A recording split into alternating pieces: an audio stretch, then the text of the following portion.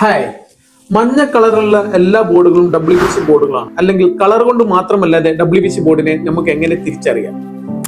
WPC ബോർഡുകൾ 90% നമുക്ക് വരുന്നത് ഇമ്പോർട്ടഡ് ആണ്. അതിൽ തന്നെ ഭൂരിഭാഗവും നമ്മൾക്ക് ഫേക്ക് ആയിട്ടുള്ള പ്രൊഡക്റ്റുകളാണ് ഇന്ന് മാർക്കറ്റിൽ ലഭിക്കുന്നത്.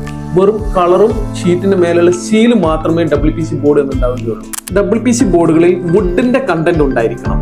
ഇത് ഇന്ത്യൻ മെയ്ഡ് ഡി വുഡ് എന്ന ബ്രാൻഡിന്റെ WPC ബോർഡാണ്. ഇതിലേക്ക് നിങ്ങൾക്ക് നോക്കുമ്പോൾ കാണാൻ സാധിക്കാം വുഡിന്റെ പാർട്ടിക്കിൾസ് ഇതിന്റെ സർഫേസിൽ നിങ്ങൾക്ക് കാണാൻ സാധിക്കും. ചെറിയ ബ്ലാക്ക് ഡോട്ട്സ് ആയിട്ട് കാണാൻ സാധിക്കും.